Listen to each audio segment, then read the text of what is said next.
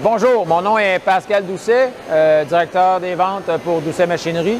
Aujourd'hui, on fait une démonstration de notre nouveau produit qui s'appelle le Retix, soit un système de convoi de retour intelligent pour plaqueuses de champ.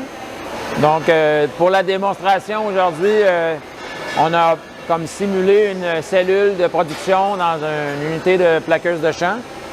Juste un simple fait à noter, le système Retix peut être utilisé avec différentes marques de plaqueuses de champ. Ici, aujourd'hui, on a un système qu'on appelle avec un retour vers la gauche, mais on pourrait très bien aussi faire un système avec un retour vers la droite.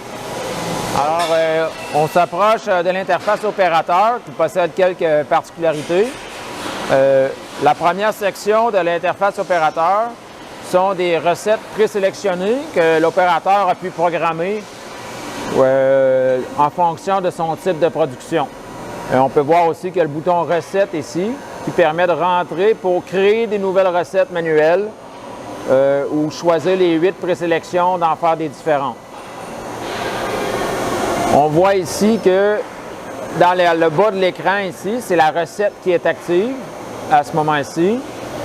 Donc, on voit que le premier côté est indiqué en vert, le deuxième en jaune, le troisième en bleu, le quatrième est en rouge. Et actuellement, je vois qu'après ma quatrième et dernière passe, je devrais me rendre à l'empileur. Le bouton ici, qu'on appelle le mode batch, c'est-à-dire que là, il y a différents modes de production. Donc, on peut l'activer ou le désactiver. On va voir ça plus tard dans la séquence vidéo.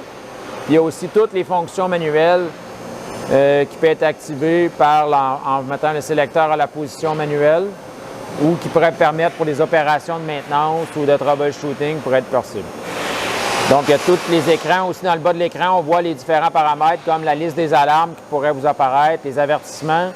Il y a aussi des paramètres de production qui seraient disponibles, comme par exemple l'ajustement de certaines vitesses ou des mises à zéro des moteurs servo.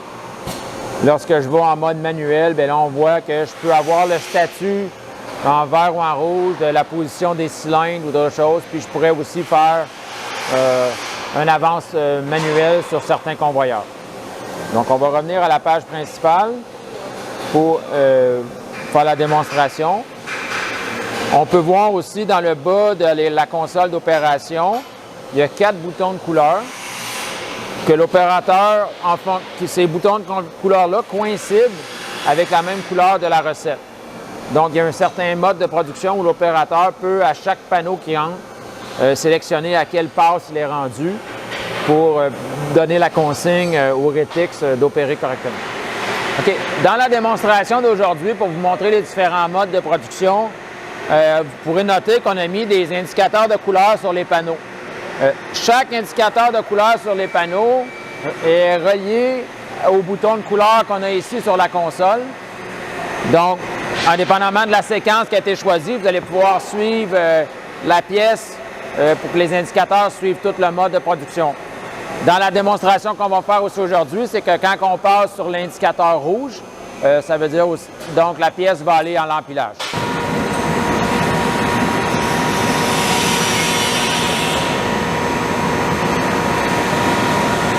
Donc, la démonstration qui va suivre concerne le mode batch qu'on appelle.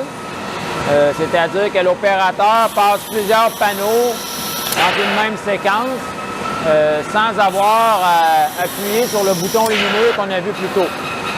Donc, dans ce cas-là, il va passer une série de panneaux qui sont tous dans leur même orientation. Et c'est seulement quand la série de panneaux va revenir qu'il va activer sa deuxième passe. Donc, on peut voir aussi que tous les panneaux sont orientés avec les indicateurs dans la même orientation dû au mode dans lequel on est.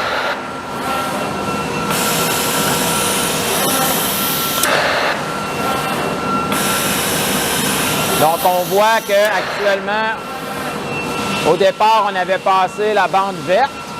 Donc, tous les panneaux sur le retour étaient placés sur la bande jaune. Donc, lors de sa deuxième passe, l'opérateur passe ses panneaux sur la bande jaune parce qu'on a placé les panneaux pour lui. Et lors du retour, on va voir que les panneaux maintenant sont placés avec la bande bleue du côté opérateur. qui va vouloir dire que la prochaine passe qu'il va faire, c'est sa bande bleue. Il va suivre ensuite la bande rouge qui va aller vers l'empileur.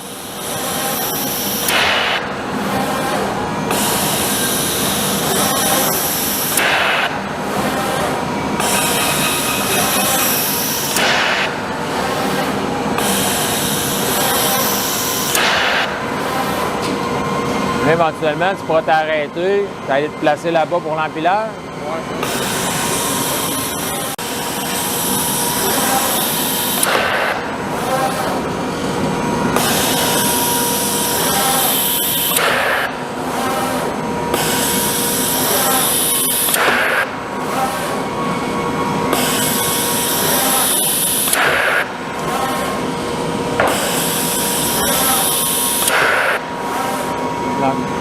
La prochaine séquence de panneaux qui va suivre, on va voir que les panneaux sont alignés sur la bande rouge. Donc, ce qui indique au rétix l'instruction d'aller empiler les panneaux. C'est-à-dire que la dernière passe a été faite. Le panneau-là est complété. Donc, le panneau n'a pas besoin de retourner à l'opérateur. Donc, il va être empilé à partir de maintenant.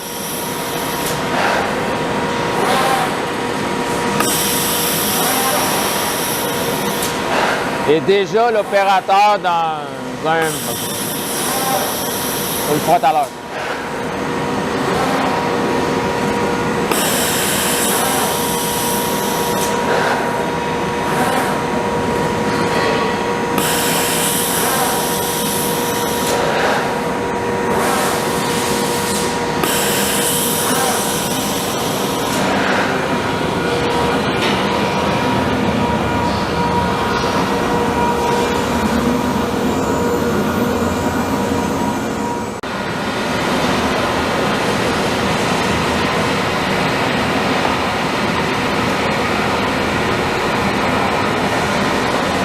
Donc, dans la prochaine séquence, on montre le mode où on est en mode panneau individuel.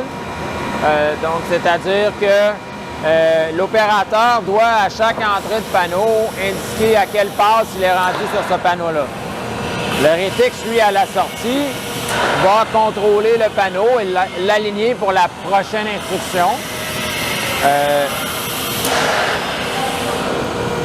Selon la consigne. Donc, on est encore que si c'était l'opérateur avait dit la bande rouge, elle aurait été envoyée à l'empileur. Par contre, chaque panneau est visuel. Ça pourrait aussi être facilement un mode où, si par exemple, on était relié avec un barcode ou une base de données externe, on pourrait faire un pont pour lier, au lieu que l'opérateur ait appuyé à chaque fois sur le bouton, il pourrait avoir un signal qui est envoyé directement au HMI.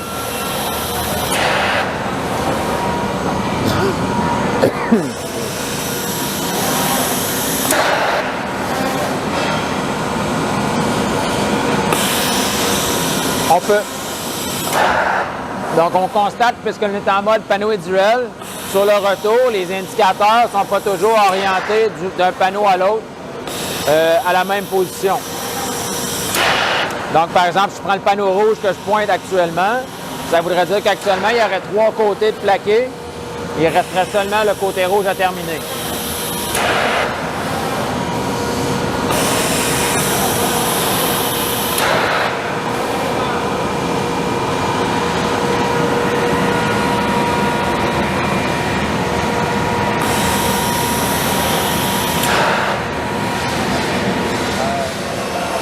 Donc, je profite de l'occasion d'être à l'entrée de la plaqueuse ici pour vous expliquer la manière dont on mesure la largeur et la largeur du panneau avant l'entrée dans le rétix.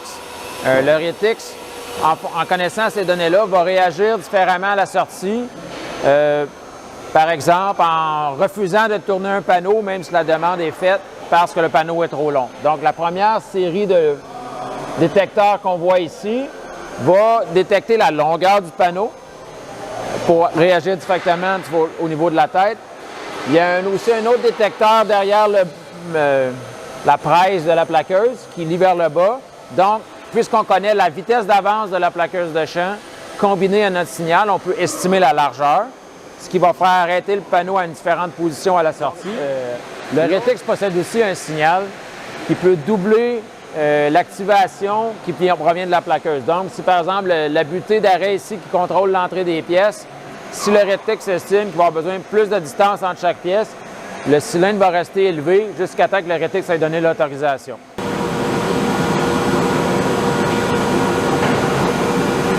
Ben, tant qu'il y ait de panneaux dans la cellule, puis je vais le partir après, mon son.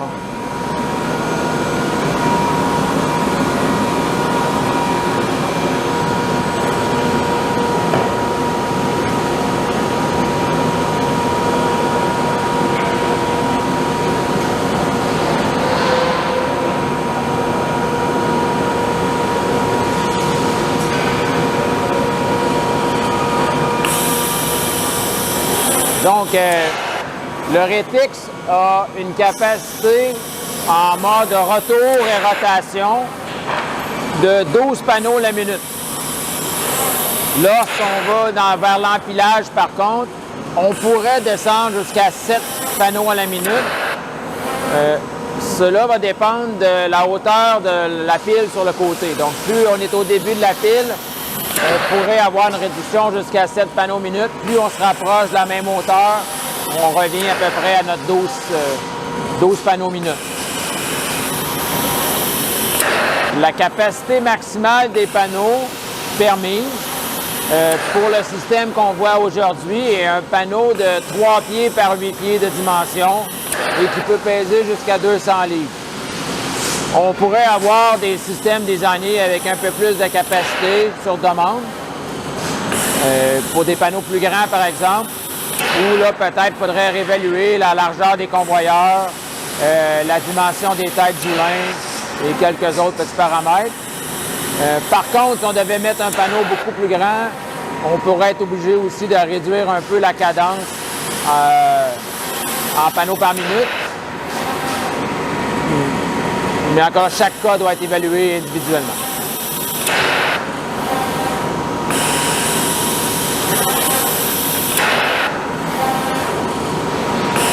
Il y a aussi sur le Retix un mode d'annulation de la tête, par exemple. Donc, si dans l'opération quotidienne, le client a un panneau qui serait plus grand que le standard, un panneau avec une forme spéciale, et ne voudrait pas que le Retix soit actif, il peut désactiver la tête Retix qui va aller se positionner hors du champ de retour. Et l'opérateur pourrait être à la fin des courroies pour recevoir ce panneau qui est hors standard.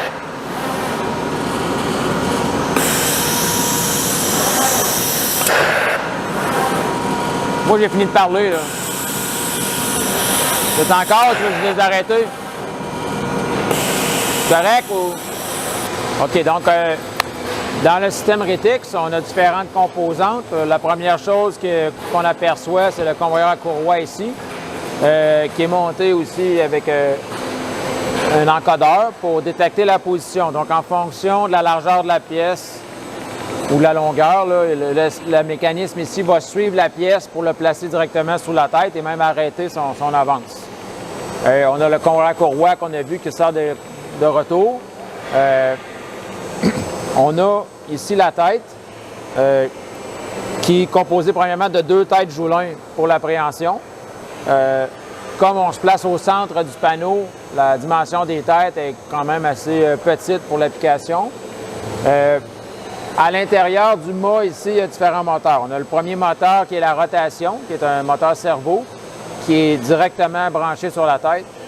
L'axe vertical et l'axe horizontal, comme on peut voir, sont munis de courroies crantées, et avec chacun aussi leur moteur servo. L'axe vertical pourrait être différent.